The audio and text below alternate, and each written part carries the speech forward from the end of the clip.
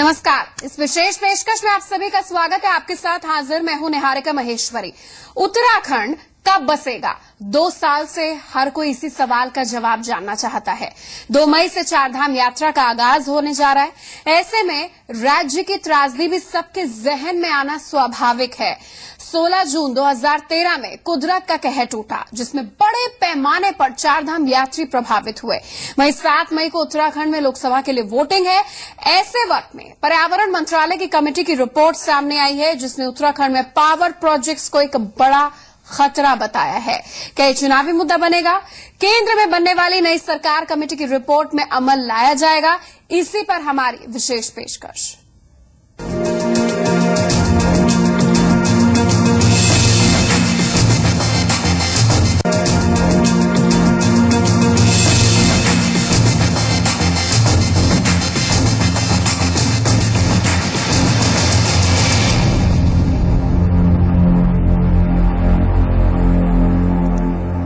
उत्तराखंड के power projects पर तलवार लटक सकती है। पर्यावरण मंत्रालय की एक्सपर्ट कमेटी ने सुप्रीम कोर्ट में एक रिपोर्ट सौंपी है, जिसमें पावर प्रोजेक्ट से हो रहे खतरों के बारे में बताया गया है।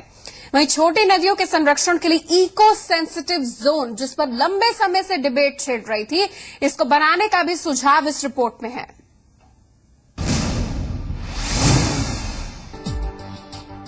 उत्तराखंड में पावर प्रोजेक्ट का विरोध लंबे समय से होता रहा है, लेकिन अब पर्यावरण मंत्रालय की एक्सपर्ट कमेटी ने भी अपनी रिपोर्ट में इस पर मुहर लगा दी है और पावर प्रोजेक्ट्स को तत्काल बंद किए जाने पर जोर दिया है।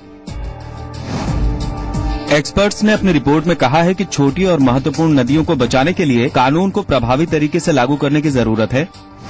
वहीं उन्होंने इको सेंसिटिव जोन घोषित किए जाने पर भी जोर दिया और इस संबंध में तत्काल एक नोटिफिकेशन जारी करने का सुझाव दिया। पर्यावरण मंत्रालय ने बीते साल अगस्त में सुप्रीम कोर्ट के निर्देश के बाद इस 11 सदस्यीय समिति का गठन किया था।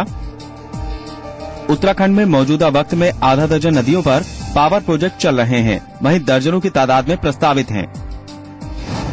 अकेले भागीरथी नदी बेसिन पर 1850.9 मेगावाट की 10 परियोजनाएं चल रही हैं, जिसमें 90 मेगावाट की मनेरी भाली फेज 1 परियोजना, 304 मेगावाट की मनेरी भाली फेज 2 परियोजना, 1000 मेगावाट की टिहरी डैम परियोजना, 400 मेगावाट की कोटेश्वर डैम परियोजना और 24 मेगावाट की भिलंगना परियोजना भी शामिल है। वहीं अलकनंदा नदी पर 455.45 मेगावाट की 12 जल विद्युत परियोजनाएं चल रही हैं, जिसमें 400 मेगावाट की विष्णुप्रयाग परियोजना भी शामिल है। जबकि भागीरथी और अलकनंदा नदी के सब बेसिन में 144 मेगावाट की चिल्ला परियोजना, 20.4 मेगावाट की पथरी परियोजना और 9.4 मेगावाट की मोहम्मदपुर की परियोजना चल रही है। वहीं रामगंगा नदी बेसिन में 210.5 मेगावाट की 6 परियोजनाएं और यमुना रिवर बेसिन में 478.15 मेगावाट की परियोजनाएं चल रही हैं। जबकि दर्जनों की तादाद में जल विद्युत परियोजनाएं प्रस्तावित हैं, जिन पर इस रिपोर्ट के आने के बाद तलवार लटक गई है। ब्यूरो रिपोर्ट, जी संगम। और इस बेहद ही संवेदनशील मुद्दों पर बात करने के लिए हम तमाम एक्सपर्ट्स का रुख करेंगे, लेकिन सबसे पहले नैनीताल का रुख करते हैं, जहां डॉक्टर शेखर पाठक, जो हिमालयन मामलों के जानकार हैं, वो हमारे साथ जुड़े हैं। वैसे लंबे समय से पहाड़ों को लेकर जब से पृथक राज्य बने और पहले भी राजनीति गर्मा गई। आज नरेंद्र मोदी खुद रुड़की में थे, उन्होंने कहा कि हिमालयन बेल्ट को विकसित करना उनका मकसद है। जब उनकी सरकार बनती है तो ये उनका एजेंडा है। शेखर पाठक जी, आपका हमारे चैनल में स्वागत है। जो रिपोर्ट पेश की गई है उसमें साफ तौर पर ये कहा गया है कि पावर प्रोजेक्ट उत्तराखंड के विकास और इस तरीके की जो तबाही है उसके लिए एक बड़ा कारण है। ये पहाड़ों की ग्रोथ को जियो पैराडाइज कर रहा है। आपका टेक इस पे क्या है? इसमें कोई दो राय नहीं है। और इस रिपोर्ट से पहले वाइल्ड लाइफ इंस्टीट्यूट की जो रिपोर्ट है उसमें 24 परियोजनाओं को बंद करने का सुझाव पहले ही दिया हुआ है। और जो IMG की रिपोर्ट है उसमें भी 8-10 प्रोजेक्ट्स को बंद करने का सुझाव पहले से दिया हुआ है। और जो भी हिमालयी मामलों के जानकार हैं, भूगर्भविद हैं, हाइड्रोलॉजिस्ट हैं और यहाँ के पारिस्थितिक इतिहास को जानते हैं, वो पहले से कहते रहे हैं। तो ये जो दर्जनों की संख्या में, बल्कि सैकड़ों की संख्या में जो हाइड्रोल प्रोजेक्ट हैं, उनमें से कुछ चुने हुए प्रोजेक्ट के रोके जाने की बात इस रिपोर्ट में कही गई है। और एक तरीके से WII यानी कि वाइल्ड लाइफ इंस्टीट्यूट के द्वारा रिकमेंडेशन जो दी गई है उनको एक तरीके से इसमें अग्रसारित किया गया है। और ये सब जानते हैं कि किस तरीके से इन नदियों को एक तरीके से जो प्रोजेक्ट को चलाने वाले हैं उन्होंने इस तरीके से तबाह किया। वो 2013 की आपदा के समय साफ साफ देखा गया, क्योंकि यह आपदा जितनी प्राकृतिक थी उससे ज्यादा मनुष्य के द्वारा बनाई गई थी। और हाइड्रो प्रोजेक्ट्स का और बहुत सारे डेवलपमेंट वर्क को गलत तरीके से लागू करने के कारण उसके दुष्परिणाम पूरे उत्तराखंड को झेलने पड़े। नहीं सर, दुष्परिणाम भी शेखर पाठक जी मुझे ये बताइए कि हर चीज के प्रोस एंड कॉन्स होते हैं। हम दुष्परिणाम पर तो बात कर रहे हैं, लेकिन अगर इन परियोजना पर असर दिखेगा और ये खतरे में पड़ जाएंगी तो बिजली प्रभावित नहीं होगी। उत्तराखंड को ऊर्जा प्रदेश भी तो कहा जाता है, एक समन्वय नहीं निकाल सकते हम? नस्तर लगाना चाहते हैं तो फिर ये प्रोजेक्ट कितने रहेंगे? आप ये देख रहे हैं कि 24 या 25 के करीब प्रोजेक्ट पर के साल ध्वस्त कर दिए गए थे। तो इतना सरलीकरण जो है पत्रकारिता या मीडिया के माध्यम से नहीं होना चाहिए। सवाल ये है कि जो प्रोजेक्ट चल रहे हैं और जो चलने चाहिए उनकी पूरी पड़ताल होनी चाहिए और उसमें जो भी नियम कानून है वो पूरे लागू होने चाहिए। यानी कि आपका कहना है कि जितनी भी परियोजनाएं अभी स्थापित हैं, जो काम कर रहे हैं, बड़े प्रोजेक्ट को छोड़ भी दिया है। आपका मतलब यही है कि जितनी भी परियोजना चल रही है वो नियमों को ताक पर रखकर बनाई गई और आगे आने वाली डेट में इन पर ब्लूप्रिंट भी इसका बनाया जाए तो हर मानक का ध्यान रखा जाए, आप लोग से राय ली जाए? बिल्कुल बिल्कुल, इसमें दो राय नहीं, बहुत ही सावधानी से करना पड़ेगा, क्योंकि हिमालय में कोई भी छेड़छाड़ पूरे उत्तरी भारत के लिए, बल्कि लार्जर सेंस में तो ये कहा जाएगा कि हिमालय और हिमालय से निकलने वाली नदियां पूरे एशिया की जलवायु को निर्धारित करती हैं। अगर उसको गड़बड़ाना है तो हिमालय की नदियों से खेलिए, अगर आपने उस पर कोई नियंत्रण पाना है तो सावधानी बरतिए और तमीज सीखिए। अच्छा, मुझे ये बताइए कि हिमालय की जो मिट्टी है उसकी क्वालिटी और उसको अगर आप एग्जेक्टिफाई करें तो किस तरीके की है? और हिमालय बेल्ट को विकसित करने की बात है, अगर भौगोलिक रूप से और भूगर्भिक रूप से देखा जाए तो हिमालय जबरदस्त तरीके से विविधता भरा पर्वत है। अगर आप नॉर्थ ईस्ट में जाएंगे तो जंगलों से लबालब भरा हुआ है। जैसे जैसे आप वेस्ट को आते हैं तो लद्दाख में आपको पूरा कोल्ड डिजर्ट मिल जाता है और उसी अनुपात में उसमें मिट्टी के चले जाने की प्रक्रिया बनती है। बल्कि आप बंगाल की खाड़ी और अरब सागर से पूछ सकते हैं कि कितनी मिट्टी हिमालय की इन दोनों समंदरों में जा रही है और वहां जमा हो रही है। तो ये पहले से जाती रही है और इसीलिए गंगा यमुना का मैदान बना है। हम ये नहीं कह रहे हैं कि ये प्रक्रिया कोई अननेचुरल है, हम ये कह रहे हैं कि इसकी गति जिस तरीके से बढ़ी है और क्लाइमेट चेंज में भी जिस तरीके से ग्लेशियरों के गलने की गति बढ़ी है उस पर अगर नजर नहीं रखी जाएगी तो हम ताकते रह जाएंगे। अच्छा, आप हमारे साथ बने रहिए, एक और रिएक्शन लेना और राय लेने काफी महत्वपूर्ण है। हमारे साथ देहरादून से जाने माने पर्यावरणविद डॉक्टर जीएस रजवार जी मौजूद है। आपका स्वागत है सर। ये जो रिपोर्ट सुप्रीम कोर्ट में पेश की गई है इसमें यही कहा है कि उत्तराखंड का विकास तभी होगा जब इस तरीके की जो पावर परियोजना है उस पर ब्रेक लगे।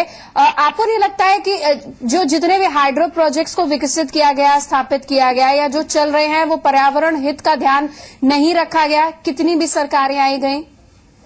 मैं समझता हूँ जो हिमालय में जितने भी बड़े डैम्स शुरू में बनाए गए हैं या शुरू किए गए थे, पूरा मैं समझता हूँ उनमें हर एक डैम के बारे में शुरू में कोई प्रॉपर तरीके से मॉनिटरिंग या कह सकते हैं स्टडी, एनवायरमेंटल स्टडी या भूगर्भीय स्टडी या पर्यावरणीय नुकसान फायदे दोनों चीजें हैं, उनके ऊपर कोई विस्तृत अध्ययन कभी किया नहीं गया। लेकिन जब इतने सारे प्रोजेक्ट्स बने, एक साथ काम शुरू हुआ, तब उसके ऊपर पाबंदी आई कि सारे इन प्रोजेक्ट्स को बंद किया जाए। मैं समझता हूँ जहां तक बड़ी बात है ये तो बिग डैम वर्सेस हमारे स्मॉलर डैम जो हैं वो समस्या वहां पर है।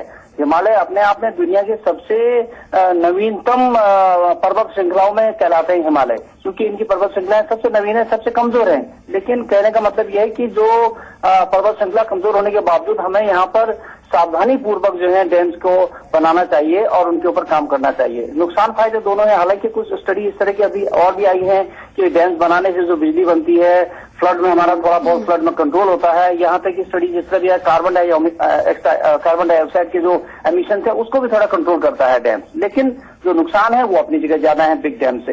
नहीं तो आपके कहने का ये मतलब है कि पर्यावरण हितों का ध्यान रखा जाए, ठीक है, लेकिन इतना आईआईटीज को इन्वॉल्व किया जाता है, देश के तमाम इंजीनियरिंग इंस्टीट्यूट्स और पर्यावरण मंत्रालय से राय ली जाती है, तो क्या उस राय शुमारी में इन मानकों का ध्यान नहीं रखा जाता है क्या? और जिसको लेकर करोड़ों के पैसे चाहे की हीला वाली होती है, चाहे केंद्र की तरफ से, राज्य की तरफ से, लेकिन उसके बाद भी अगर इस तरीके की स्थिति बनी है तो निश्चित तौर पर आगे उत्तराखंड का अस्तित्व, खासतौर पर जो इको सेंसिटिव जोन है वहां पर तो दिख ही नहीं रहा है। नहीं, मैं समझता हूँ जो जोन है इको सेंसिटिव जोन, वो तो खैर जरूरी है विकसित किए जाने और उनको बचाना जरूरी है। लेकिन जहां तक बात हम करते हैं कि इनकी स्टडी के ऊपर, अभी दुनिया में, हिंदुस्तान, हमारे भारत के अंदर ही कई तरह के वैज्ञानिक ऐसे हैं जो जियोलॉजी के बैकग्राउंड के जियोलॉजिस्ट हैं, उनके ऊपर भी विभिन्न मत आए हैं कई बार। अब लोग हालांकि उनको प्रो डैम और एंटी डैम करके मानते हैं, लेकिन ऐसा नहीं है। लेकिन दुनिया की बात हम नहीं करते, यूरोप वगैरह के लोग, क्या परसेप्शन उनका हिमालय की डैम्स के बारे में है, उनका परसेप्शन पूरा का पूरा निगेटिव हो सकता है। लेकिन हमें तो ये सोचना चाहिए कि तो बड़े डैम्स के न बना के हमें छोटे डैम्स, सीरीज में डैम्स बनाने चाहिए, जो एनवायरमेंटल इम्पैक्ट या पर्यावरणीय नुकसान हमें कम से कम हो। ठीक है, आप सर हमारे साथ बने रहिए। शेखर जी के पास चलते हैं। शेखर जी बताइए, छोटी नदियों का संरक्षण कैसे, और इको सेंसिटिव जोन को लेकर अगर आपकी राय कि वहां पर किसी तरीके का विकास न हो, स्थिति जस की तस हो, यथास्थिति बरकरार रखे, तो वहां पर रोजगार के अवसर नहीं होंगे। एक नागरिक के लिए आसपास के पर्यावरण पर हम तो ध्यान दे रहे हैं, लेकिन सभ्यता आगे भी जारी रहे, उस पर भी तो प्रयास होने चाहिए। इसको लेकर क्या होना चाहिए? कोई भी अपनी आंखें खोल के उन इलाकों में जाए जहां डैम बने हैं, तो वहां ये रोजगार का जो तर्क है उस तरीके पूरी खुल जाएगी। सर, मैं इको सेंसिटिव जोन की बात कर रही हूँ।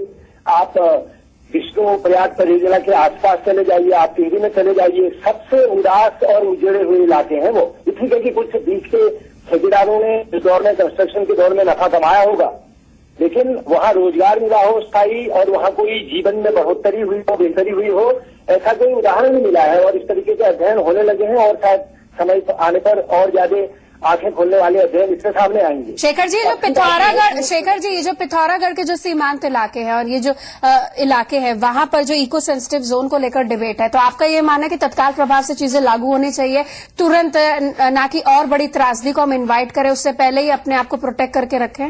संदर्भ में उनका एक लाभ बहुत बड़ी जनसंख्या को उत्तरी भारत की मिलेगा। अच्छा, शेखर जी और रजवान जी, देख देखिए कि नदियां नहर नहीं है। ठीक है, आप दोनों हमारे साथ जुड़े, आपने अपनी कीमती राय रखी, धन्यवाद हमारे साथ जुड़ने के लिए।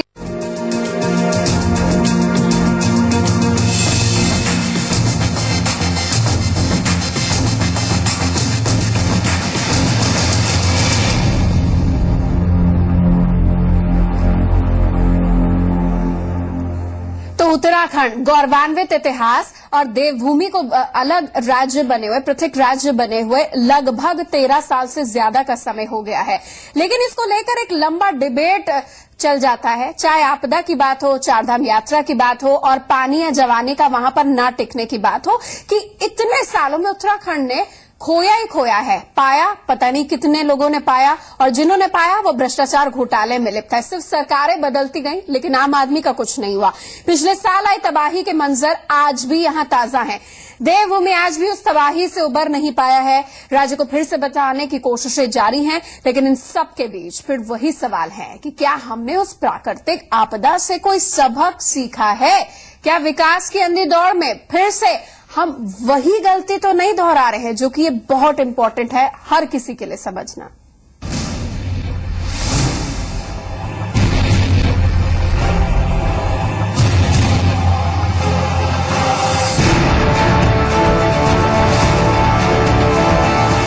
इंसानी लालच, मानवीय भूल, मौसम विभाग की भविष्यवाणी की अनदेखी और सरकारी तंत्र के निकम्मेपन की वजह से पवित्र पहाड़ पर जब बादल फटा तो देवभूमि में हर तरफ तबाही का मंजर नजर आया।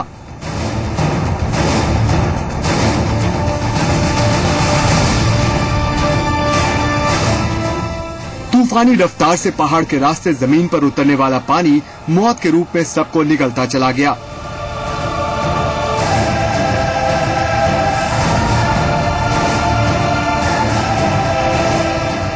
नदी किनारे बने मकान चंद सेकंड में ही ताश के पत्तों की तरह बिखरते चले गए।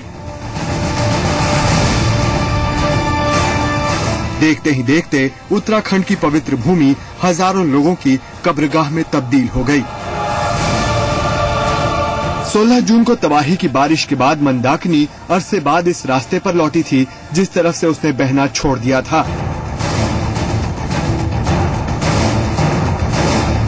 और जब ऐसा हुआ तो फिर केदारनाथ भी प्रकृति के इस प्रलय से नहीं बच पाया। ऋषिकेश में भी जब तबाही का पानी चढ़ा तो भगवान शिव भी खुद को नहीं बचा पाए। मंदाकिनी, गंगा और भागीरथी के रौद्र रूप ने पूरे उत्तराखंड को रौंद डाला और जब लहरें थमी तो हर तरफ तबाही ही तबाही नजर आई।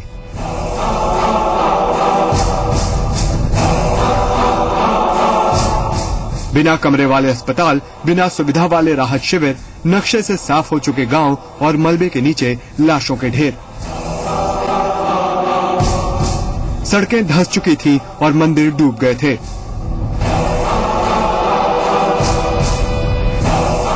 हजारों लोग मौत की आगोश में जा चुके थे और न जाने कितने ऐसे लापता हुए जिनकी तलाश बेमानी साबित हुई। इस तबाही ने सरकारी तंत्र पर कई सवाल खड़े कर दिए जिसका जवाब आज भी देश को नहीं मिल पाया। सैलाब के शिकार लोग पूछ रहे थे कि जब खराब मौसम की चेतावनी दी गई थी तो 10,000 लोगों को केदारनाथ के चट्टानी इलाके में जमा होने क्यों दिया गया? आखिर उन 233 गांवों को किस्मत के सहारे क्यों छोड़ दिया गया जो दुर्घटना संभावित श्रेणी में थे? आखिर क्यों निजी कंपनियों को गंगा, अलकनंदा और भागीरथी के 70% पानी की राह बदलने और नियंत्रित करने की छूट दी गई? आपदा प्रबंधन, भूगर्भ और मौसम विभाग के बीच सूचनाओं का आदान प्रदान क्यों नहीं हुआ? और सबसे बड़ा सवाल कि उन स्थानीय लोगों के पुनर्वास की क्या रणनीति बनाई गई जिन्होंने उस सैलाब में सब कुछ गंवा दिया? त्रासदी को करीब 1 साल होने को है, लेकिन उस तबाही के बाद अभी तक उत्तराखंड अपने पैरों पर पूरी तरह खड़ा नहीं हो पाया है।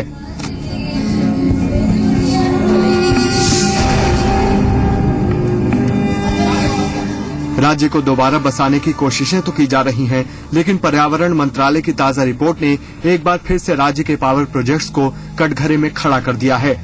पर्यावरण मंत्रालय की रिपोर्ट में साफ तौर पर नदियों को बचाने पर जोर दिया गया है। उत्तराखंड में हुई तबाही हमारे लिए एक सबक है कि विकास की अंधी दौड़ में हम जैसे प्रकृति का विनाश करते हैं, उसी तरह प्रकृति भी जब विनाशक होती है तो फिर बड़े बड़े पहाड़ भी मिट्टी के ढेर की तरह बह जाते हैं। ब्यूरो रिपोर्ट, जी मीडिया। और इसी रिपोर्ट से जुड़ा सवाल हम ले लेते हैं। देहरादून से हमारे साथ पर्यावरणविद अनिल जोशी लाइव जुड़ गए। अनिल जी, आपका स्वागत है हमारे चैनल में। मेरा आपसे सवाल यही है कि दो बातें हैं। जो आपदा थी उसको ये कहा गया कि प्राकृतिक आपदा नहीं थी, ये मानव निर्मित आपदा थी। आपको लग रहा है 1 साल बाद सरकार ने, जनप्रतिनिधि ने, जनता ने कोई सबक सीखा है? कहीं कोई जागरूकता दिखती है? आप इतने लोगों से बात करते हैं।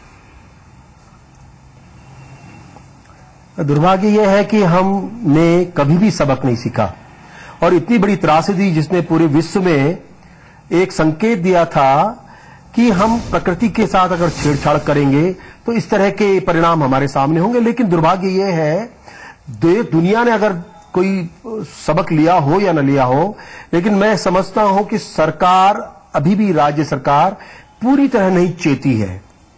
और सबसे बड़ा खतरा जो सामने आ रहा है कि देखिए, ये 2 जून आने वाला है और अभी हम ये नहीं कह सकते कि क्या अगर इस तरह की दूसरी आपदा ने किसी रूप में भी हमारे बीच में अगर जगह बनाने की कोशिश की तो क्या हम उसके लिए तैयार होंगे? हमने कुछ नहीं सीखा है। सबसे बड़ी बात यह है कि सरकारों को पहला नियम तय कर लेना चाहिए था पिछली आपदा के बाद कि वो तमाम रास्ते तैयार कर लेने चाहिए थे कि जहां भी संभावित आपदा या संवेदनशील क्षेत्र जिनमें कि इस तरह की आपदाओं का कुप्रभाव ज्यादा पड़ेगा, उसके बारे में चिंता कर लेनी चाहिए थी। लेकिन ऐसी कोई भी मैपिंग नहीं की है सरकार ने आज तक, और ऐसा प्रतीत होता है क्योंकि एक के बाद दूसरी प्राथमिकता, दूसरी के बाद तीसरी प्राथमिकता, सरकार उसी जाल में कहीं फंसी है और आम आदमी का कष्ट अभी भी बहुत दूर है। तो दुर्भाग्य यह है कि अभी नहीं कहा जा सकता है कि सरकार कहीं पे बहुत ज्यादा चिंतित दिखाई देती है। आपको नहीं लग रहा है कि अब समय आ गया कि पर्यावरणविद घर घर जाएं और खासतौर पर जो सेंसिटिव जोन है वहां पर जाएं, लोगों को एजुकेट करें? क्योंकि सरकार तो कह रही है कि भाई हम करोड़ों खर्च कर रहे हैं, लेकिन नतीजा सिफर है। जिस मकसद के लिए उत्तराखंड बना था, अपनी प्राकृतिक नैसर्गिक सुंदरता के कारण उत्तराखंड विख्यात है, देवभूमि का दर्जा है, और उसी देवभूमि में तांडव मचा हुआ है। देखिए, एक बहुत बड़ी बात है, आपने बहुत अच्छी बात कही, शुरुआत में कही थी कि 14 साल 13 साल हो गए और एक आम आदमी राज्य के लाभों से बहुत दूर है। ये सच है।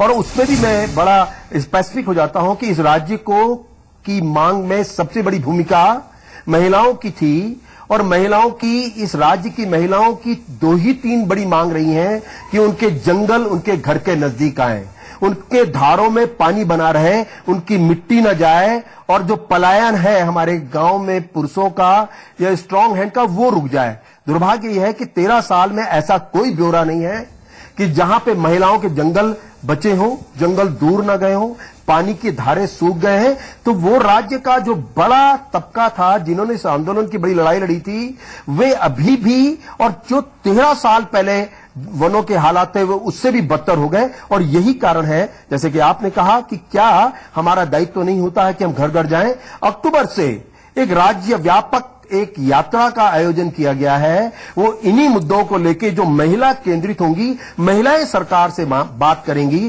कि वो बताएं कि वो जो भी विकास का दम भर रहे हैं उसमें महिलाओं की स्थिति कहां पे है, उसको विवेचना करके बताएं कि उनके लिए कौन कौन सी चीजें, उन्हें कुछ नहीं चाहिए, उन्हें उद्योग नहीं चाहिए, उन्हें और भी कोई तमाम विलासिता की चीजें नहीं चाहिए, उनको चाहिए उनके जंगल, उनका पानी, उनकी मिट्टी। इसका एक शुरुआत है जिसके बारे में चर्चा चल रही है और ये इस घटना जोशी जी, जिस तरीके से आप बता रहे हैं, पहाड़ों की नींव ही महिलाएं हैं, क्योंकि ज्यादातर जब यहाँ से जवानी और पानी बाहर निकलती है तो महिलाएं ही घर बार और खेती बाड़ी संभालती हैं।